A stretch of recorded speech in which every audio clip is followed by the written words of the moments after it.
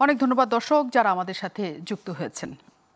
আগামীকাল ৫ আগস্ট এবং আপনারা জানেন গত বছর ৫ আগস্ট ফ্যাসিস্ট সরকার আওয়ামী লীগের পতন ঘটেছিল ছাত্র জনতার বিপুল এক অভ্যুত্থানের মাধ্যমে, এবং একদিন পরে যখন ৫ই আগস্ট আসছে তখন জুলাই ঘোষণাপত্র ঘোষণা করা হবে। প্রধান উপদেষ্টা আগামীকাল সেই জুলাই ঘোষণাপত্র ঘোষণা করবেন, যার অপেক্ষায় পুরো ছাত্র সমাজ ছিল এবং তারা আন্দোলনেও ছিল যে এই ঘোষণাপত্রটা যেন ঘোষণা করা হয়। শেষ পর্যন্ত তাদের জন্য সেই দিন এসছে এবং তারা বলছে যে পুরো দেশের জন্যই এটা আসলে জরুরি ছিল।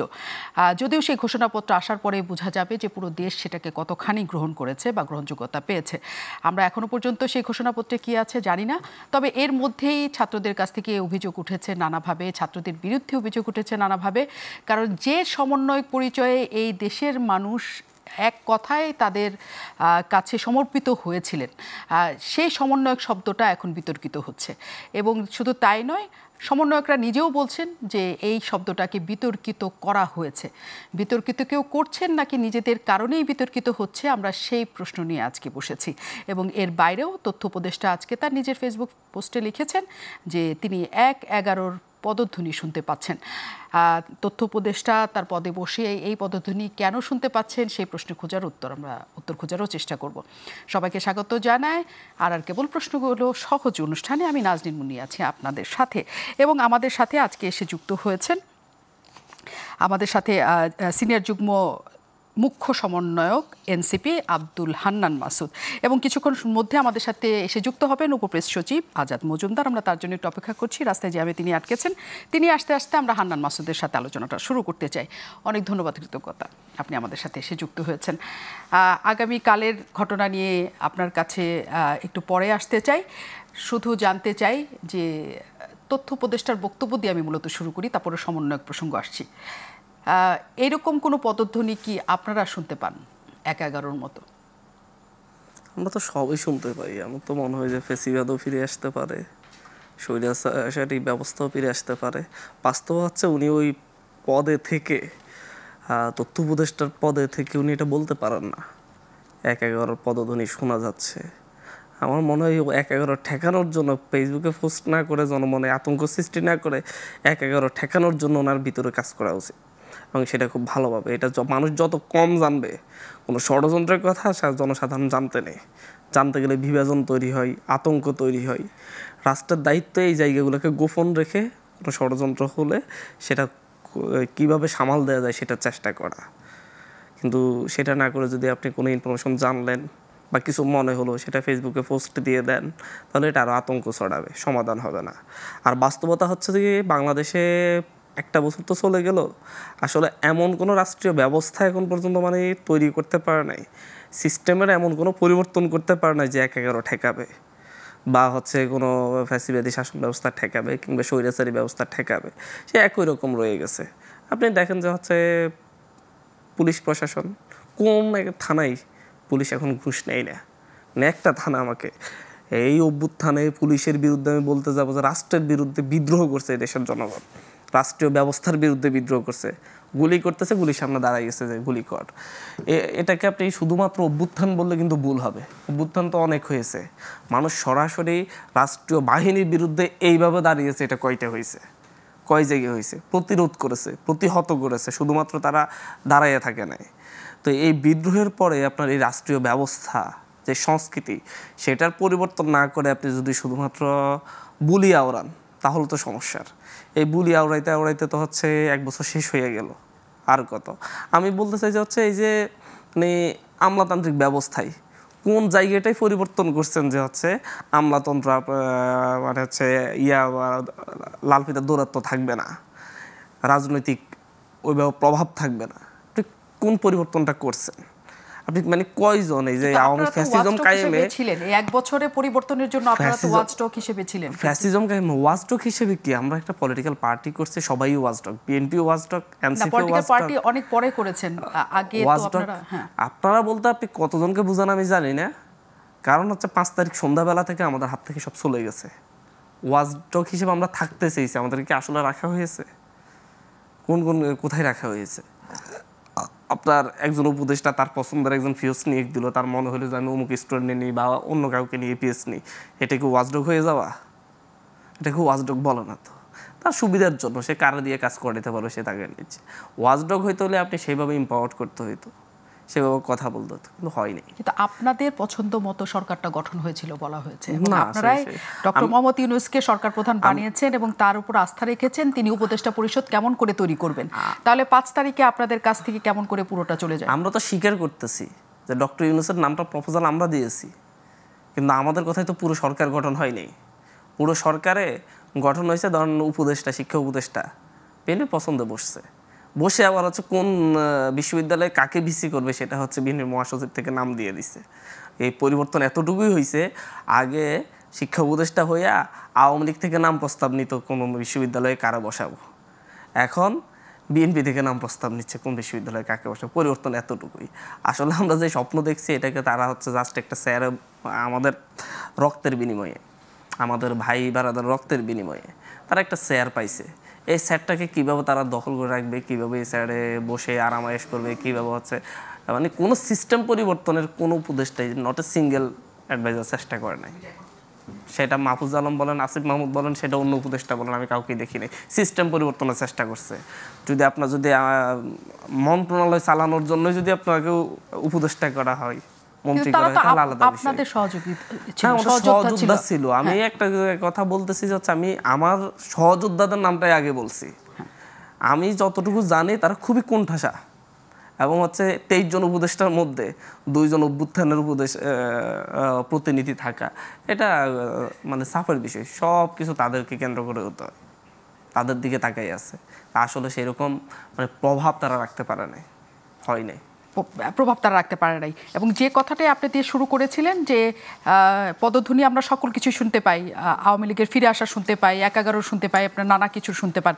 তথ্য উপদেষ্টার এই বক্তব্যটা শুধুমাত্র আপনি ব্যক্তিগত বক্তব্য হিসেবে মনে করেন কিনা, নাকি আসলে তথ্য আছে তার কাছে? আমি মনে করি তথ্য উপদেষ্টা ব্যক্তিগত পোস্ট দিয়েছে, নাকি হচ্ছে সরকারি মানে হচ্ছে সরকারের পক্ষ থেকে সরকারের মুখপাত্র হিসেবে দিয়েছে, সেটা আমি বলতে চাচ্ছি না। আমি বলতে চাচ্ছি যে এটা ওনার দেওয়া উচিত হয় নাই। উনি যদি জেনেও থাকেন, এরকম কিছু হয়েও থাকে, সরকারের ভিতরে আলোচনাও হয়ে থাকে, এটা পোস্ট দিয়ে আতঙ্ক সৃষ্টি করার প্রয়োজন নেই। এটা কিভাবে ঠেকানো যায় সেটা নিয়ে বিতর্কের প্ল্যানিং করা দরকার ছিল। অনেক ধন্যবাদ আমাদের সাথে এসে যুক্ত হয়েছেন আজাদ মজুমদার, অনেক ধন্যবাদ আপনি আমাদের সাথে যুক্ত হয়েছেন, উপপ্রেস সচিব। আপনি আমাদের সাথে যুক্ত হওয়ার আগে হান্নান মাসুদের সাথে আমরা কথা বলছিলাম, কিছুক্ষণ আগে দেওয়া পোস্ট, আমি জানি না আপনার কাছে সেটা পৌঁছেছে কিনা। তথ্য উপদেষ্টা মাহফুজ আলম একটা পোস্ট দিয়েছেন যে তিনি 1-11 পদধ্বনি শুনতে পাচ্ছেন। আলোচনাটা সেটা নিয়ে আমরা শুরু করেছিলাম, কারণ আগামীকাল 5 আগস্ট, এবং এই 5 আগস্টকে ঘিরে অনেক আইন শৃঙ্খলা বাহিনীর তৎপরতা, নিরাপত্তা অনেক এই কদিন তারপর আমরা শুনে এসেছি। কিন্তু ঠিক 1-11 প্রসঙ্গ ঠিক 5 তারিখের আগে তথ্য উপদেষ্টার থেকে আসার কোনো রকমের ইঙ্গিত সরকারের জায়গা থেকে আছে কিনা বা আপনারা জানেন কিনা? ধন্যবাদ আপনাকে। এই 1-11 এই আলোচনা তো আসলে অনেক দিন ধরেই হচ্ছে। আপনার এই মাত্র কয়েকদিন আগেও আমরা বিএনপি মহাসচিবকেও আসলে বলতে দেখেছি, ওনারা 1-11 কথা বলেছেন। এটা আসলে যারা রাজনীতিবিদ আছেন বা যারা উপদেষ্টা আছেন, তারা এটা আসলে সবাইকে একটু সাবধান করে দেওয়া, এটা এই ধরনের বক্তব্য, যাতে কেউ কখনো এরকম কোনো চিন্তা না করে যে বাংলাদেশে এরকম একটা পরিস্থিতি তৈরি না হয়, যাতে এটা আমার মনে হয় সেই সাবধানতার একটা অংশ হিসেবেই হয়তো এই কথা উনি বলেছেন। এটা যে প্রথম উনি বলেছেন বিষয়টা এরকম না। যদি উনি প্রথম বলতেন তাহলে আমি হয়তো ভাবতাম যে বিষয়টা। বিএনপির বলা, আজাদ মজুমদার, বিএনপির বলা আর একজন তথ্য উপদেষ্টা, তিনি সিটিং উপদেষ্টা, দুটোর মধ্যে বিএনপি রাজনৈতিক কারণে অনেক কিছু বলতে পারে, কারণ তিনি রাজনৈতিক দল এবং তার কোনো অবস্থানের জায়গা এখনো পর্যন্ত নাই। তিনি একটা বড় রাজনৈতিক দলের নেতারা অনেক রাজনৈতিক বক্তব্য দিতে পারে, কিন্তু যখন একটা সরকারের উপদেষ্টা এবং তথ্য মন্ত্রণালয়ের মতো একটা মন্ত্রণালয়ের উপদেষ্টা কোনো একটা বক্তব্য রাখেন, আমরা ধরে নেই যে ওই বক্তব্যটার বড় ধরনের কোনো কারণ আছে, প্রমাণ আছে বা কোনো তথ্য তার কাছে আছে, নইলে এই ধরনের বক্তব্য কি আসার কথা? আমি তো প্রথমে বলেছি যে এটা একটা সবাইকে একটু সাবধান করে দেওয়া। আপনি তো দেখেছেন যে আপনার বিভিন্ন সময়ে সরকারকে অস্থিতিশীল করা, দেশকে অস্থিতিশীল করার বিভিন্ন ধরনের চেষ্টা বিভিন্ন মহল থেকে হয়েছে। কেউ যাতে এরকম চিন্তা না করে সেই সাবধানতার অংশ হিসাবে উনি হয়তো এটা উচ্চারণ করেছেন। উনি সুনির্দিষ্টভাবে বলেননি যে কেউ 1/11 চেষ্টা করছে বা 1/11 মতো কোনো কিছু চেষ্টা করছে। আর এই একটা জিনিস হচ্ছে যে আমরা তো বিভিন্ন সময় বিভিন্নজন বিভিন্নভাবে বক্তব্য দেয়, এক একজনের বক্তব্য এক একভাবে ইন্টারপ্রেট করে। কে কার বক্তব্য কোনভাবে ইন্টারপ্রেট করবে এটা একান্তই তার নিজস্ব বিষয়। তবে আমরা একটা জিনিস আমরা বিশ্বাস করি যে আমাদের যে জুলাই যে গণ অভ্যুত্থানটা হয়েছে, যে কারণে হয়েছে এই কারণটা সবাই জানে এবং এই স্পিরিটটাও দেশের আপামর যে বিশেষ করে যে রাজনৈতিক দলগুলো আছে সবাই ধারণ করে। এবং বাংলাদেশে এই জুলাই অভ্যুত্থানের যে এই অভ্যুত্থানকালে যে ত্যাগটা হয়েছে এই ত্যাগটাকে নস্যাৎ হতে কেউই দিবে না।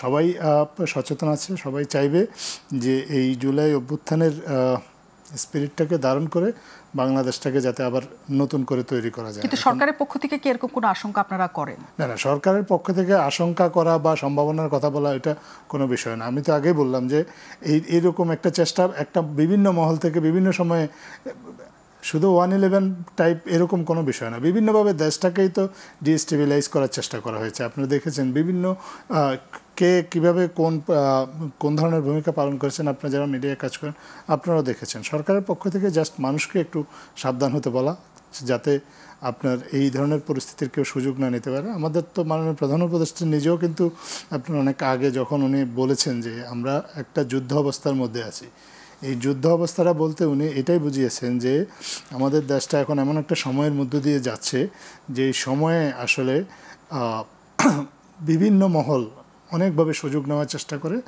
দেশটাকে অস্থিতিশীল করতে পারে। এটা যাতে কেউ করতে না পারে সেই জন্য উনি মানুষকে সাবধান করেছেন। সেই সাবধানতার অংশ হিসেবে হয়তো আজকে তো আগামীকাল জুলাই ঘোষণাপত্র ঘোষণা করবেন প্রধান উপদেষ্টা। আমরা ব্যাপক প্রস্তুতি দেখেছি, আইন শৃঙ্খলা বাহিনীরও অনেক তৎপরতা এখানে দেখেছি। আগামীকালের এই অনুষ্ঠানকে কেন্দ্র করে কোনো ধরনের নাশকতার আশঙ্কা আসলে আছে কিনা? না, এই অনুষ্ঠানকে কেন্দ্র করে আলাদাভাবে কোনো নাশকতার আশঙ্কা আমাদের জানা নেই। আমরা তো জানি যে এই অনুষ্ঠানটাকে কেন্দ্র করে বরঞ্চ ব্যাপক উৎসাহ উদ্দীপনা আছে। কারণ এই জুলাই ঘোষণাটা আমাদের ছাত্রদের দাবি ছিল, যারা জুলাই গণ অভ্যুত্থানে সক্রিয়ভাবে অংশগ্রহণ করেছে। আমাদের রাজনৈতিক দলগুলো সেই দাবিটাকে সমর্থন জানিয়েছে এবং সরকার এই ঘোষণাপত্র তৈরিতে এক ধরনের ফ্যাসিলিটেটরের রোলটা প্লে করেছে এবং রাজনৈতিক দলগুলোকে একটা জায়গায় নিয়ে এসে একটা ঘোষণাপত্র তৈরি করেছে, যেটা আমরা আশা করি সবার কাছে গ্রহণযোগ্য হবে। যে ঘোষণাপত্রটা আগামীকাল মাননীয় প্রধান উপদেষ্টা ঘোষণা করবেন সেটা নিয়ে আমরা মনে করি যে ব্যাপক কৌতূহল তৈরি হয়েছে দেশের সাধারণ মানুষের মধ্যে। কেউ কেউ হয়তো চেষ্টা করতে পারে এরকম একটা সিচুয়েশনে যখন দেশের মানুষ ঐক্যবদ্ধ হয় তখন তো কিছু আপনার ডিস্টার্বিং ফ্যাক্টর অলওয়েজ থাকে। এরা চেষ্টা করবে হয়তো এরকম একটা অনুষ্ঠানকে বা এরকম একটা সময়ের মধ্যে একটু জলঘোলা করে পরিস্থিতিটাকে অন্যদিকে নিয়ে যেতে বা অ্যাটেনশনটাকে ডাইভার্ট করতে, বাট এগুলা খুব বড় কিছু বলে আমাদের মনে হয় না। অনেক ধন্যবাদ। আমি একটু হান্নান মাসুদের কাছে আসি, আজকের প্রসঙ্গটা নিয়েই আসি। আপনার গতকালের বক্তব্য আমি শুনছিলাম, সেখানে আপনি বলছেন যে সমন্বয়ক শব্দটাকে সবাই একটা নেতিবাচক জায়গায় নিয়ে গেছে এবং এটা একটা বদনাম করার চেষ্টা করেছে এবং এটা কেউ করলে আপনারা সেটাকে কঠোরভাবে সেটা দমন করবেন। সমন্বয়ক শব্দটাকে বা সমন্বয়কদের বদনাম করার চেষ্টা কারা করছে আপনারা বলছেন? আপনাদের মিডিয়া সহ সবাই করছে। আচ্ছা, আপনার যে সমন্বয়ক না, আপনি যে কোনো সমন্বয়ক পদধারী কেউ সমন্বয়ক পোস্টটা হোল্ড করছে এরকম কেউ অপরাধ করলে তার নাম ভাষায় সমন্বয়ক ইউজ করেন, আমার সমস্যা নেই। কিন্তু আপনি যখন কেউ সমন্বয়ক না অন্য কোনো পোস্ট হোল্ড করছে, আহ্বায়ক, যুগ্ম আহ্বায়ক, যুগ্ম সদস্য, সচিব, সদস্য এই জাতীয়, আপনি তাকে যখন সমন্বয়ক হিসেবে পরিচয় করাবেন তার মানে আপনার উদ্দেশ্য প্রণোদিতভাবেই এই শব্দটাকে বিতর্কিত করতে চাচ্ছেন। আমি গত পরশু একটা রিপোর্ট দেখলাম বাংলাদেশের একটা নাম করা মিডিয়ার, প্রতিষ্ঠিত মিডিয়ায়, তারা একটা ইউনিয়ন আহ্বায়ককে নিয়ে পোস্ট করছে হচ্ছে একটা পদই জীবন বদলে দিল। সে সেকেন্ড হ্যান্ড একটা বাইক কিনছে এবং হচ্ছে ঘরের পুরাতন দরজা জানলা চেঞ্জ করছে, সরি আগে দরজা জানলা ছিল না ওইটা লাগাইছে, এটা নিয়ে একটা নিউজ করছে 3 মিনিটে। সেখানে বলছে একটা পদই তার সব কিছু পরিবর্তন করে দিল, পদটার নাম সমন্বয় করছে। এরপরে বলতেছে সে একটা ইউনিয়ন আহ্বায়ক। আমি বলতে চাচ্ছি একই সাথে গুলশানে যে ঘটনাটা ঘটছে ওই ছেলেগুলো আমি দায়িত্ব নিয়ে বলতেছি ওই ছেলেগুলো কখনো সমন্বয়ক পদ হোল্ড করা নাই। আচ্ছা, কিন্তু সবাই এটাকে প্রচার করছে সমন্বয়ক। সে সমন্বয়ক পরিচয় দিয়ে কাজ করতে পারে, কিন্তু আপনি মিডিয়া বলতে পারেন না যে তার সাথে সমন্বয়ক রিয়াদ ছবি গ্রেপ্তার, আপনাদের দেখেছি সমন্বয়ক এবং ছবি সবার সাথেই আছে, আপনাদের ছবি কাছে আমার ছোট সাথেও ভাই থাকতে পারে। হিসেবে তিনি হ্যাঁ, ছিলেন। আমি বলছি ও আমার কাছের, ওরা আমাদের কাছের ছোট ভাই হোক, দূরের ছোট ভাই হোক, যেরকমই হোক, আপনি সেটা হোল্ড করেন। আপনি সমন্বয়ক শব্দটা ব্যবহার করতেছেন কেন? সে কি সমন্বয়ক পদ কখনো হোল্ড করছে বা বর্তমানে আছে? এটা তো সাংবাদিকতার নীতির মধ্যে পড়ে না। আপনার টার্গেটটাই একটা জায়গায়। ও বৈষম্য বিরোধী এখন নেই, সে গণতান্ত্রিক ছাত্র সংসদের পোস্টেড। আপনি বলছেন না গণতান্ত্রিক ছাত্র সংসদ নেতা গ্রেপ্তার হয়েছে, আপনি বলতেছেন বৈষম্য বিরোধী সমন্বয়ক গ্রেপ্তার হয়েছে। উদ্দেশ্য প্রণোদিত না? সে কি বৈষম্য বিরোধী আন্দোলন যখন ছিল তখন সমন্বয়ক ছিলেন না তিনি? না, তখনও ছিল না, তখনও ছিলেন না। আচ্ছা, এখন হ্যাঁ বলেন। আমি বলতে চাচ্ছি মেইনলি কথা হচ্ছে, আপনি যদি মুক্তিযুদ্ধের পরে যদি মুক্তিযোদ্ধা শব্দটারে বিতর্কিত করতে চান, বলা যায় রক্ষী বাহিনী যাদের নিয়ে গঠিত হয়েছে তার অধিকাংশ মুক্তিযোদ্ধা ছিল। এমনকি সকল মুক্তিযোদ্ধা খারাপ? মুক্তিযোদ্ধা শব্দটাকে গালি হিসেবে ব্যবহার করব? এখন আমি অন্য কোনো প্রসঙ্গে যাওয়ার আগে অবস্থা তৈরি করা হচ্ছে না, আমি এটা শেষ করতেছি। আপনি যেমন রক্ষী বাহিনীকে রক্ষী বাহিনী বলতেছেন, যে হচ্ছে সেখানে আর মুক্তিযোদ্ধা শব্দ ব্যবহার করতেছেন না। এখানে কোনো আপনি সমন্বয়ক শব্দটা ব্যবহার করেন, যে আহ্বায়ক তাকে আহ্বায়ক ব্যবহার করেন, যে যুগ্ম আহ্বায়ক সেটা ব্যবহার করেন, যে যুগ্ম সদস্য ব্যবহার করেন, যেই সংগঠন আছে সেই সংগঠন ব্যবহার করেন। আপনি কেন বৈষম্য বিরোধী নামটা টানতেছেন বারবার? বৈষম্য বিরোধী প্রণোদিত বাবু মূলত হচ্ছে আবেগের জায়গা। আমি কালকে বলছি যে হচ্ছে সমন্বয় শব্দটা আমার আবেগের জায়গা। আমি রক্ত দিয়ে এটা সম্মান রক্ষা করছি, আমি নিজের রক্ত ঝরিয়েছি, এর মাধ্যমে আমি শেখ হাসিনাকে হটিয়েছি। আমার এটাকে কেউ বিতর্কিত করার সুযোগ নেই। এখন হান্নান মাসুদ, আপনি যেহেতু আপনার প্রসঙ্গে আসলেন, আমি একটা কথা বলি। আমি ধরলাম রিয়াদের কথা বাদ দিলাম, অন্য যাদের কথা বলা হচ্ছে যে একটা ঘটনায় সমন্বয়কদের অবস্থা পাল্টে দিয়েছে, আপনি যদি ঢালাওভাবে বলেন এটা হয় নাই, এটা বোধহয় মিথ্যা বলা হবে। হ্যাঁ, ঢালাওভাবে বলা যাবে না, কারণ অনেকে এটা করেছেন, প্রমাণ আমাদের কাছে আছে। আমি তো কথা একটা এক্সাম্পলই আপনাকে দিলাম। জি, আপনি একটা এক্সাম্পল দিয়েছেন। একটা অংশ অপরাধে লিপ্ত হয়েছে, সুযোগ বুঝে যারা এটা করার করছে, এইটাই যে আপনি একটাকে এমন পর্যায়ে নিয়ে যাচ্ছেন যে হচ্ছে একটা ট্রায়াল চালাবেন। একটা অংশ যদি দায়ী হয়, পুরো সবাই একসাথে সেখানে নষ্ট হওয়ার জায়গায় চলে যায়। কারণ হচ্ছে আলাদা করে আপনি বাছাই করতে পারবেন না, এটা জনগণের একটা সাইকোলজি কাজ করে।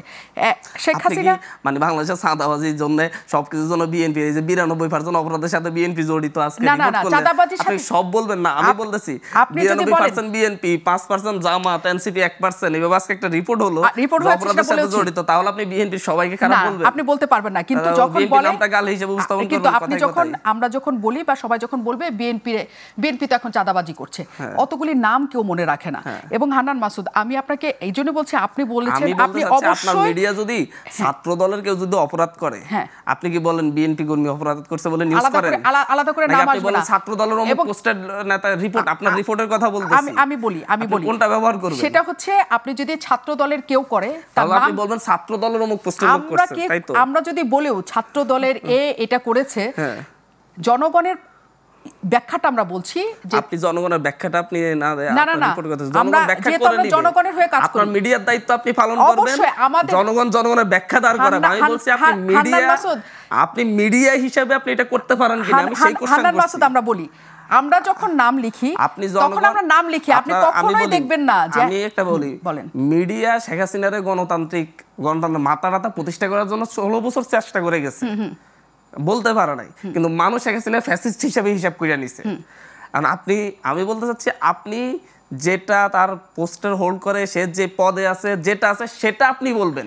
মানুষ হিসাব করে দিবে, সে বিএনপির সাথে কানেক্ট করবে না, জামাতের সাথে কানেক্ট করবে। আমরা যখন লিখি একটা রিপোর্ট, আমরা যখন একটা রিপোর্ট লিখি তখন নাম সহ, পদবি সহ, ওই মানুষটার ছবি সহ লিখি। কিন্তু যখন বলা হয় যে বিএনপির এত শতাংশ চাঁদাবাজি আর বিএনপি চাঁদাবাজি করছে, আপনি যখন কথা বলবেন তখনও দেখবেন এই ধরনের কথা বলা হয়, বিএনপির ও চাঁদাবাজি করছে, এটা আসে না। এবং আপনি যেহেতু আপনার কথা বলেছেন, আপনি একটা একদম জীবনকে হাতের মুঠোয় রেখে আপনি শেখ হাসিনার পতন ঘটিয়েছেন, অন্যতম অগ্রসৈনিক ছিলেন। আপনার সারা শরীরে সেই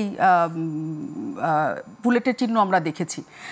কিন্তু ঘটনা হচ্ছে, যখন হান্নান মাসুদ একটা ঝকঝকে টেবিলে বসে ছবি দেয়, তার ব্যবসা কেন্দ্রের, যখন হান্নান মাসুদ একটা 25 লাখ টাকার গাড়িতে চড়ে, যখন হান্নান মাসুদ একটা খুবই পরিচালিত সচ্ছল জীবনযাপন করে, যখন হান্নান মাসুদ অনেকখানি কি বলবো আগে যা ছিল তার চেয়ে অনেক কিছু উন্নত জীবনযাত্রা করে, তখন হান্নান মাসুদের আয়টা কোথা থেকে আসে, হান্নান মাসুদ সমন্বয় পরিচয় ব্যবহার করে কোথায় কি করেছে, এই প্রশ্নটা জনগণের কাছ থেকেই আসে। আপা আপনি যখন হচ্ছে একটা মিডিয়ার জায়গা থেকে, একজন রিপোর্টার জায়গা থেকে যখন আপনি বলেন যে আমার ব্যবসা প্রতিষ্ঠানের ঝকঝকে টেবিলের একটা আমি ছবি দিচ্ছি, আমার মনে হয় আপনাকে এটা একটু ভালোভাবে রিড করে ব্যাকগ্রাউন্ড জেনে এই কথাটা বলা দরকার ছিল, কারণ আপনার কথা একটা হচ্ছে কোট হবে যে মুন্নিয়াপা বলছে।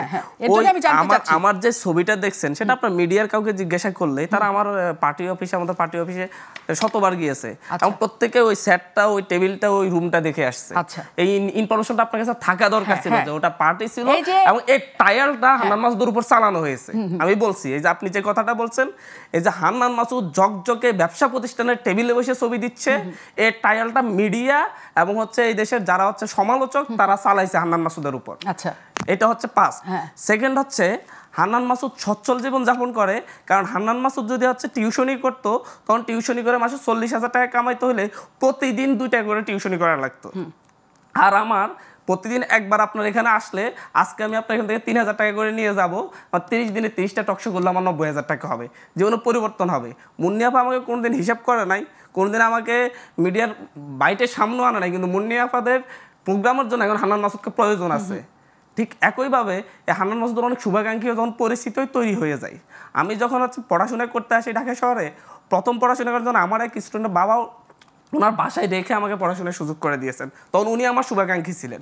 আমি যখন রাজনীতিতে আসছি তখন যারা আমার চারপাশে চাই যে হচ্ছে আমি রাজনীতি করি এবং ভালো কিছু করি, তারা আমার শুভাকাঙ্ক্ষিতে রূপান্তর হয়েছে।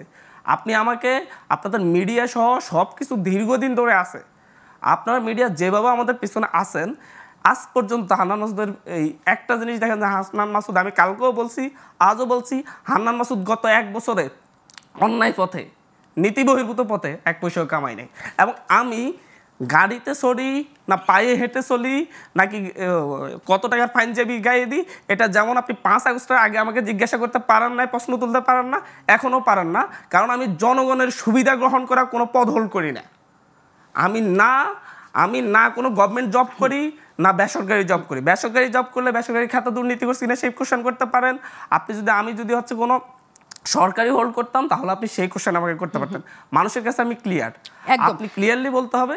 আমি এক্সাম্পল হিসেবে ফার্স্ট অ্যান্ড লাস্ট কথা একটা বলতেছি, ওই যে আমার অফিসের ট্রায়াল যেভাবে চালানো হচ্ছে, প্রতিনিয়ত ট্রায়াল চালানো হচ্ছে। আমার বাড়িঘর নিয়ে যে ট্রায়াল চালানো হচ্ছে, সেই ট্রায়ালটা আপনি আমার বাড়িতে, আপনি কালকে রিপোর্টার পাঠান, আপনার কাছে তো রিপোর্ট আছে, ইনফরমেশন আছে, আমার বাড়িতে নাকি 3 তলা বিল্ডিং তুলছি, আপনি গিয়ে দেখেন, কালকে দেখেন আমার বাড়িতে 3 তলা বিল্ডিং আছে কিনা। এই ট্রায়ালটা এই যে ইউটিউবার এবং হচ্ছে কিছু কিছু মিডিয়া উদ্দেশ্যমণ্ডিত চালাচ্ছে। একদম আমি অনেক স্পষ্ট, আমরা প্রশ্ন করি এই কারণে যাতে আপনারা স্পষ্ট করতে পারেন নিজেদের। হান্নান মাসুদ, আমি একটু বিরতির পর আসবো, কারণ আজাদ ভাই করবেন যে কথা শোনা যাচ্ছে না, করবেন ইনফরমেটিভ করা দরকার। আপনাদের কথাগুলো কোট হয়, একদম আমার কথাও কোট হয়, এই যে আপনার কথাটাও কোট হবে। আমি শুধু আপনার কাছে একটা কথা বলি, একটা কথা রেখে আমি শুধু যাচ্ছি। আজকে টিআইবির প্রেস কনফারেন্স ছিল, 11 মাসে বাংলাদেশের কি পরিমাণ পরিবর্তন হয়েছে এবং কি কি হয়েছে। হ্যাঁ, আপনি তো মিডিয়ার দোষ দিচ্ছেন, আমি মিডিয়ার দোষ নাই আমি এটা বলতে চাই না, কারণ মিডিয়াতে অনেক কিছু হয়। তিনি বলেছেন 5 আগস্ট পরবর্তী রাজনৈতিক যাত্রা অশুভ ছিল বলে মন্তব্য করেন ইফতেখারুজ্জামান। এর ব্যাখ্যায় তিনি বলেন, ওই দিন বিকেল থেকেই বিদ্যমান রাজনৈতিক দলগুলোর শীর্ষ নেতাদের একাংশের জলবাজি, চাঁদাবাজি, মামলা বাণিজ্য শুরু করে গত 1 বছর ধরে তা আরও বেড়েছে। এমনকি দলের উচ্চ পর্যায় থেকে ব্যবস্থা নিয়েও তা নিয়ন্ত্রণ করা যায়নি। এর ফলে নতুন রাজনৈতিক দলগুলোও তাদের জন্মলগ্ন থেকে রোল মডেল অনুসরণ করছে, দলবাজি চাঁদাবাজির মতো নিজেদের নিমজ্জিত করে আত্মঘাতী পথ অনুসরণ করেছে। হান্নান মাসুদ, আপনি আমাদের দোষ দিয়েছেন মিডিয়ার, আমি অস্বীকার করি না, মিডিয়া অনেক কিছুই করে, অনেক কিছু বলে দেয় না কিছু করার পর, কিন্তু এইটার ব্যাখ্যা আমি আজাদ ভাইয়ের কাছ থেকে জানতে ফিরবো। আজাদ ভাইয়ের সাউন্ডটা শোনা যাচ্ছে না, আমি একটু বিরতি নিতে চাই। দর্শক, একটা বিরতির পর আমি ফিরছি, আমরা একটু নিশ্চয়ই আজাদ ভাইকে নিয়েও ফিরবো।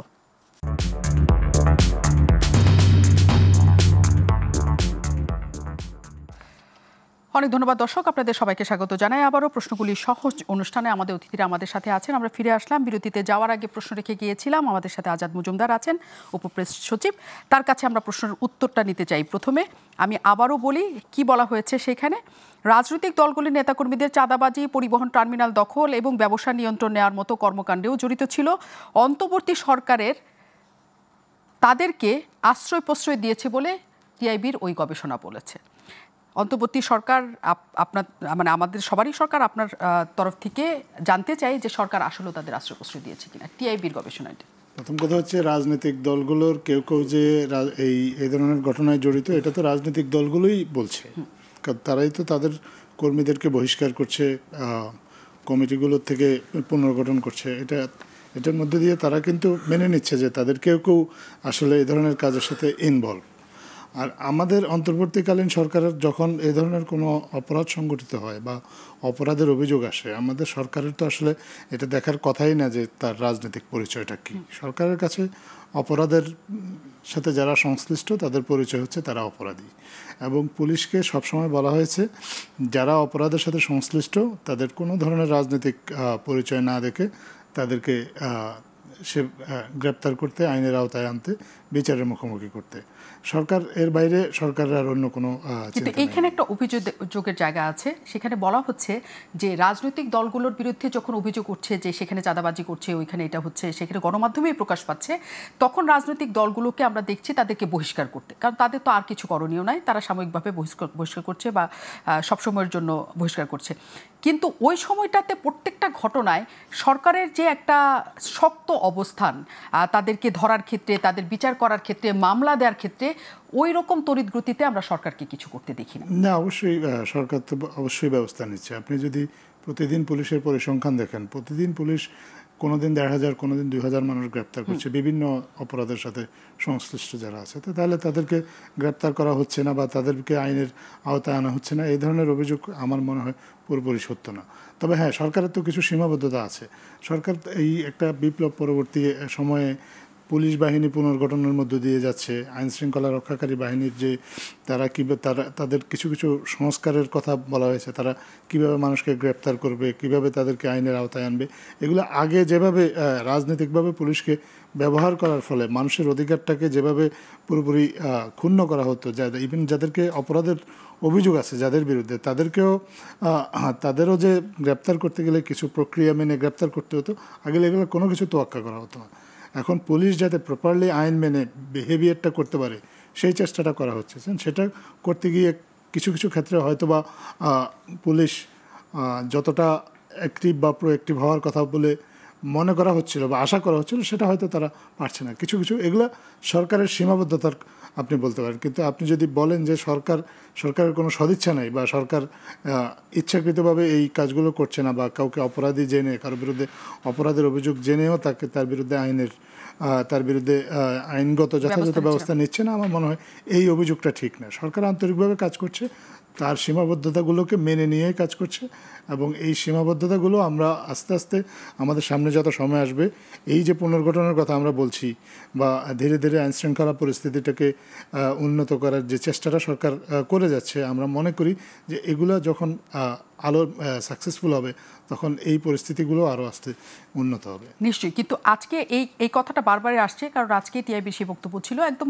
টিআইবির নির্বাহী পরিচালক ইফতেখারুজ্জামান স্পষ্ট করে বলেছেন যে এনসিপি হচ্ছে কিংস পার্টি, কারণ সরকারের মদতে থাকা এই পার্টি সরকারের সকল কিছুর সুবিধা পেয়ে থাকে এবং তাদেরকে দেখভালে করা, তাদের সকল কিছু নিয়ন্ত্রণ ঠিক করা না, তাদের নিরাপত্তা দেওয়া, সব কিছু করা সরকার করে। কাজে তিনি এটাকে স্পষ্টত কিংস পার্টি হিসেবে বলতে চান, যেহেতু তাদের সহযোদ্ধাদের দুজন আপনাদের উপদেষ্টাতে আছে, উপদেষ্টা পরিষদে আছে। আপনারা কি আসলে মনে করেন যে অন্য রাজনৈতিক দলগুলোর চেয়ে কি কিংস পার্টি হিসাবে এই দলকে পরিচিত করা যায়, বা এই দলের প্রতি আপনাদের যে একটা অসীম কি বলবো পুত্রসম স্নেহ আছে, এটা বলা যায় কিনা? প্রথম কথা হচ্ছে দেশে কোনো কিংই নেই এখন, তো কিং না থাকলে তো আর কিংস পার্টি থাকার কোনো সুযোগই নেই। সো আমি মনে করি না যে এই বক্তব্যটা সঠিক। আর আমাদের অন্তর্বর্তীকালীন সরকার আসলে সবগুলো রাজনৈতিক দলের সহযোগিতা নিয়ে কাজ করছে, কারণ সরকারের নিজস্ব কোনো রাজনৈতিক দল নেই। সব রাজনৈতিক দল সরকারকে সহযোগিতা করছে এবং সরকারও এই রাজনৈতিক দলগুলোকে সহযোগিতা করছে।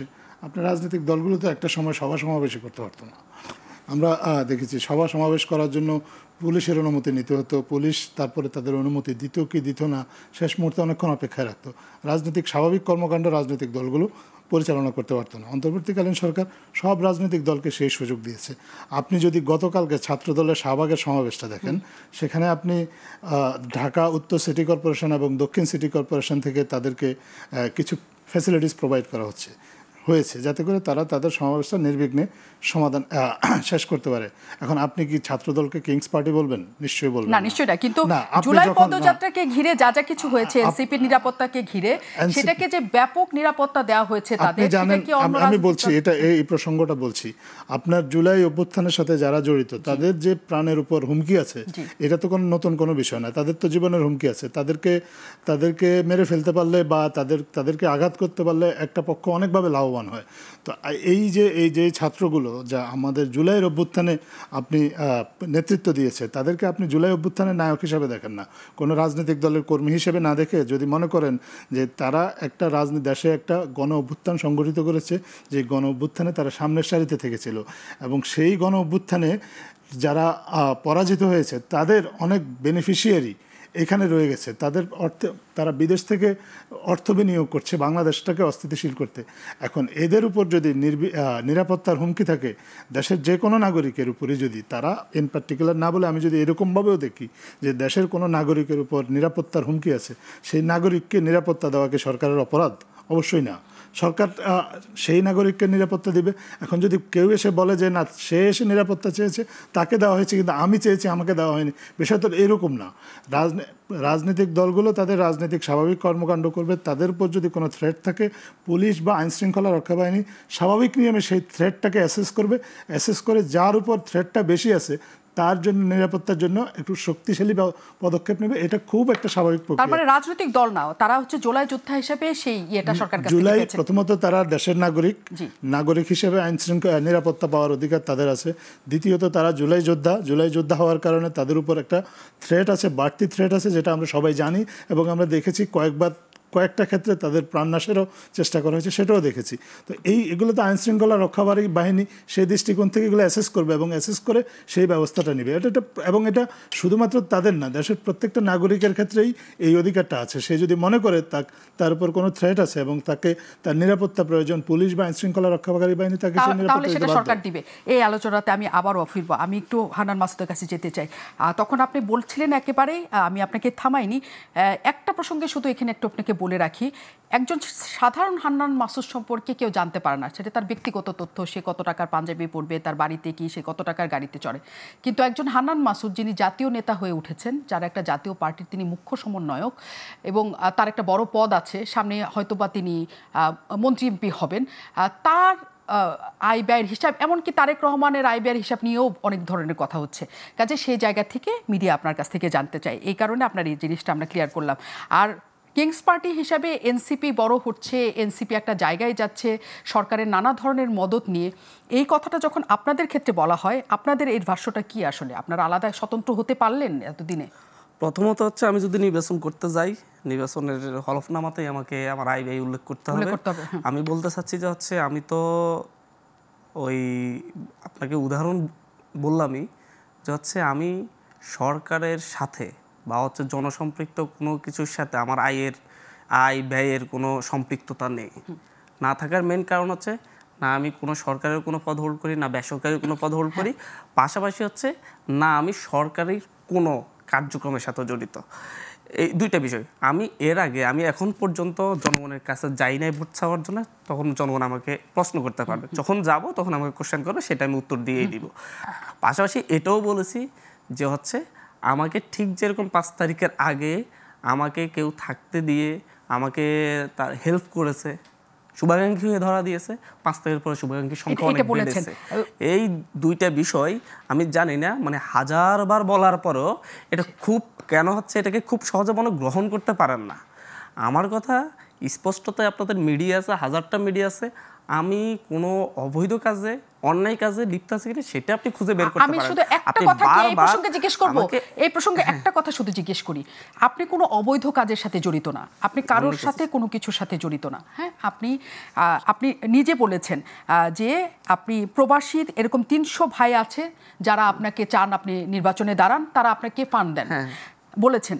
আপনি বলেছেন জামাতে ইসলামের একজন নেতা আছেন যিনি আপনাকে গাড়িটা দিয়েছেন। হ্যাঁ, আপনি বলেছেন যে আমার এরকম ভাই ব্রাদার অনেক আছেন যারা আমাকে সহায়তা করেন। আমি প্রশ্নটা শেষ করি। আপনি অবৈধভাবে কিছু নিচ্ছেন না, কিন্তু যে মানুষগুলো আপনাকে দিচ্ছে সেই মানুষগুলো অবৈধভাবে আপনাকে দ্বারা কোনো কিছু করাবে না, এটা কি আপনি জাতিকে নিশ্চয়তা দিতে পারবেন? আমি নিশ্চয়তা দিচ্ছি, করাতে পারবে না। আচ্ছা, আমি দিচ্ছি, কারণ তাদের ওই চাহিদা নেই। কার থেকে নিচ্ছি সেটাও আমি স্পষ্টত বললাম। আপনারা অন্য কাউকে জিজ্ঞাসা করেন না যে আপনি গাড়ি পাইছেন কেন, 90-এর ছাত্র নেতাদেরকে জিজ্ঞাসা করেন না হাজার হাজার কোটি টাকা কীভাবে হয়েছে, ছাত্রদল নেতা কীভাবে এত টাকা কামাইতেছে, তারও দিক। আমি বলছি আমি হাতিয়াতে গিয়ে কোন গাড়িটা ব্যবহার করছি সেটা কার সেটা বলছি। আপনার এরপরে এটা নিয়েও প্রশ্ন, বিশাল অবস্থা। আপনি যদি প্রশ্নবিদ্ধ করতে চান আপনি হাজার ইস্যু খুঁজে পাবেন প্রশ্নবিদ্ধ করার জন্য, কিন্তু আপনার যে রিপ্লাইটাকে গ্রহণ করা দরকার আমার মনে খুব সহজে গ্রহণ করতে পারতেছেন। আমি সেই কথাটাই বললাম, কারণ আমার মনে হচ্ছে বারবার চতুর্দিক থেকে তীর নিক্ষেপ করতেছি যাতে বিদ্ধ হয়। কেন যে বিদ্ধ হচ্ছে না, মানে আবারও নিক্ষেপ করতে হবে, আবারও নিক্ষেপ করতে হবে, এই কারণে আমি বলছি যে এই জায়গাটা আমরা আটকেছি। আমি বলছিলাম আমরা খুব কঠিন সময়ে রাজনীতিতে আছি, এমন একটা সময় রাজনীতিতে আসছি যেখানে আমাদের কোনো শুভাকাঙ্ক্ষী নেই। আমাদের মানে হচ্ছে রাজনৈতিক দলগুলা বাংলাদেশের বিএনপি, জামাত, আওয়ামী লীগ 5 তারিখের আগ পর্যন্ত শুধু আওয়ামী লীগ আমাদের সমালোচনায় লিপ্ত হয়েছিল। 5 তারিখের পর থেকে রাজনৈতিক স্বার্থের জন্য জামাতও আমাদের সমালোচক, বিএনপিও আমাদের সমালোচক, প্রত্যেকে আমাদের সমালোচক। আপনি এইটা তো হান্নান মাসুদ খেয়াল করার কথা যে বিএনপির নামে তৈরি হয়ে গেছে না, বিএনপির নামে যে পরিমাণ আমি বলছি বিএনপির শুভাকাঙ্ক্ষী, বিএনপির 1 কোটি জনসমর্থন আছে, 1 কোটি কর্মী বাহিনী আছে, আমার তো নাই। এই কারণে আমার রিপ্লাইটা আমি এই কারণে না, আপনি তো শুরু থেকেই আপনি বলছেন যে সমন্বয়কদের বদনাম করছে মিডিয়া। আমি আসি, কিন্তু এই জামাত বলেন বিএনপি বলেন সকলের বিরুদ্ধে কিন্তু প্রতিবেদনও করছে একসাথে। আমি একটু বিরতির পরে আসবো আপনার কাছে, একটু বিরতির পরে আসি, ফিরছি দর্শক।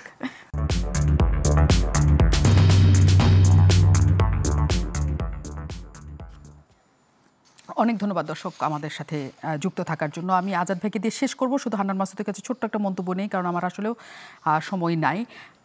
এই সমন্বয়ক শব্দটা মিডিয়া হোক বা যাই হোক, আমি টিআইবির কথাও বলছিলাম, নানাজনের কাছে যে বদনামের জায়গাটা তৈরি হয়েছে, আপনাদের তরফ থেকে এই বদনামটা ঘুচানোর জন্য আপনারা কিছু ভাবেন কিনা? না, আমরা তো ভাবছি, আমরা তো বৈষম্য কমিটি বিলুপ্ত করছি আর পাশাপাশি হচ্ছে সমন্বয়ক শব্দটা ব্যবহার তো যেদিন আহ্বায়ক কমিটি হয়েছে সেদিনই গেছে গা। বৈষম্য বিরোধীর যেদিন আহ্বায়ক কমিটি, এখন যদি কেউ যে বলে আমি সমন্বয়ক এটা করো, তার মানে তাকে পিটানি দিতে পারবে? এটা তো স্পষ্টতা আজ থেকে 4 মাস আগে 6 মাস আগেই আমরা বলছি যে সমন্বয়ক পরিচয় এখন আর কেউ ব্যবহার করবে না। যেদিন আহ্বায়ক কমিটি হয়েছে, আমাদের হাসনাত আব্দুল্লাহ ভাই আহ্বায়ক ছিল বৈষম্য বিরোধীর, আরিফ সোহেল ভাই সদস্য সচিব ছিল, আমি মুখ্য সংগঠক ছিলাম, তখন থেকে তো আমরা সমন্বয়ক পদটা করছি, বিলুপ্ত ঘোষণা করছি। তারপরও ব্যবহার করে, তারপর আপনারা এখনো পরিচয় দিতে, আমাকেও যদি কিছু হয়, এখন আমি যদি কোনো অপরাধ করতে যাই তাহলে আপনি আমার পরিচয় বর্তমান নাগরিক পার্টির ইউজ করবেন, সমন্বয়ক পরিচয় ইউজ করতে পারবেন না। আমি এই কথাটাই বলতে চাচ্ছি। উদ্দেশ্য প্রণোদিত স্পষ্টই বার্তা দিতে চাচ্ছেন যে সমন্বয়ক পরিচয় এখন যদি কেউ চাঁদাবাজি বা যে কোনো 6 মাস আগ থেকে, এটা যেদিন আমাদের আহ্বায়ক কমিটি ঘোষণা হয়েছে সেদিন থেকেই সমন্বয়ক শব্দটার আর ব্যবহার ছিল না। এখন একটা শব্দকে বিএনপিও টার্গেট করতেছে, আওয়ামী লীগও টার্গেট করতেছে বিতর্কিত করার জন্য, প্রত্যেকে তাদের রাজনৈতিক স্বার্থে। পাশাপাশি হচ্ছে অন্যান্য লোকজন যারা হচ্ছে এর সাথে জড়িত না, বৈষম্য বিরোধী আন্দোলনের সাথে জড়িত না, তারাও টার্গেট করছে। তাহলে তো এই অবস্থা হবেই। এই ভয়ঙ্কর আপনার অবস্থা তৈরি করার জন্য আপনি আমাকে, আমার পদ যদি মুখ্য সংগঠক হয়, আপনি আমাকে সমন্বয় শব্দ উল্লেখ করবেন বারবার? আপনি তো আমার যে পদ সেটাই উল্লেখ করবেন। আমি কথা এটাই বলতে চাচ্ছি, এটা ব্যবহারের কোনো যৌক্তিকতা নাই। আজাদ মজুমদার, রাজনৈতিক দল অনেকগুলো, বিএনপি প্রায় ক্ষমতায় এসে গেছে এমন জায়গাতেই আছে, নির্বাচন সামনে, বলা হচ্ছে নির্ধারিত সময়ের মধ্যে নির্বাচন হবে, কিন্তু যে পরিস্থিতি আসলে রাজনৈতিক দলগুলোর মধ্যে আমরা বিভেদের যে অংশটা আমরা দেখতে পাচ্ছি, তাতে কি আপনার মনে হয় যে নির্ধারিত সময়ে নির্বাচনের ক্ষেত্রে এই বিভেদটা কোনো বাধা হবে না? প্রথমত এটাকে আমরা তো বিভেদই মনে করি না, আমরা মনে করি এটা ভিন্নমত। একটা গণতান্ত্রিক সমাজে রাজনৈতিক দলগুলোর মধ্যে ভিন্নমত থাকবে না? যদি ভিন্নমত না থাকে তাহলে তো এটা বাকশাল 3 হবে। আমরা বাকশাল 1, 2 তো আমরা দেখেছি। এখন রাজনৈতিক দলগুলোর প্রত্যেকের তার নিজস্ব রাজনৈতিক মতামত আছে, সেই মতামত আরেকজনের সাথে মিলে যাবে এমন কোনো কথা নেই। তার আলাদা আলাদা মতামত আছে। এই মতামতগুলোকে আমরা এক জায়গায় নিয়ে আসার চেষ্টা করছি যাতে রাষ্ট্রটা সংস্কার করা যায়। যদি এক জায়গায় নিয়ে আসা সম্ভব না হয়, তার যার যার মতামত নিয়ে তারা জনগণের কাছে যাবে, জনগণ ঠিক করবে তারা কোন মতামতটা গ্রহণ করবে। এটা খুব স্বাভাবিক একটা গণতান্ত্রিক প্রক্রিয়া এবং একটা গণতন্ত্রের সৌন্দর্য। এটা আমরা এইভাবেই বিষয়টাকে দেখি যে রাজনৈতিক দলগুলোর মধ্যে ভিন্নমত আছে এবং আমরা আসলে এমন একটা সমাজ চাই যেখানে ভিন্নমত থাকবে এবং ভিন্নমতের প্রতি অন্যরা শ্রদ্ধাশীল এবং সহনশীল হবে। সেটা যত সকল রাজনৈতিক দলের প্রতি সরকার একই রকম থাকবে। অবশ্যই আমরা সবাই সকল রাজনৈতিক দলের প্রতি, শুধু সরকার না, রাজনৈতিক দলগুলোও পরস্পরের ভিন্নমতের প্রতি শ্রদ্ধাশীল থাকবে এবং সহনশীল থাকবে। এইটা আমরা কামনা করি, এটা আমরা প্রত্যাশা করি সবাই। এরকম একটা রাজনৈতিক সংস্কৃতি যদি আমরা তৈরি করতে পারি, তাহলেই তো আমরা যেই ব্যবস্থাটা বিলোপ করে আমরা নতুন আরেকটা ব্যবস্থার দিকে যেতে চাচ্ছি, সেই ব্যবস্থাটা আমরা অর্জন করতে পারবো। যতক্ষণ পর্যন্ত আমরা ভিন্নমতকে বিরোধ হিসাবে দেখব, ততক্ষণ পর্যন্ত আমরা আসলে প্রত্যক্ষ বা পরোক্ষভাবে আমরাই সংঘাতকে উস্কে দেব। আমরা এই ধরনের উস্কানিমূলক শব্দ ব্যবহার না করে আমরা বরঞ্চ এটাকে ভিন্নমত হিসেবে দেখতে চাই। রাজনৈতিক দলগুলো যার যার মতামত নিয়ে জনগণের কাছে যাবে, তারা যদি এক হতে পারে খুব ভালো, আর যদি তার মতামত নিয়ে তারা এক হতে না পারে, তারা জনগণের কাছে যাবে, জনগণ নির্বাচনে সিদ্ধান্ত দেবে যে কোন মতামতটা বা কোন রাজনৈতিক দলকে। কিন্তু সব ভিন্নমতের ক্ষেত্রে কি আসলে সরকার সহনশীল হবে? মানে যার যার মতামত নিয়ে সে থাকবে এই দেশটাতে, কোনো রকমের তার উপরে মানে চাপ প্রয়োগ করা হবে না, এমন জায়গায় কি আপনারা তৈরি করে যেতে পারবেন?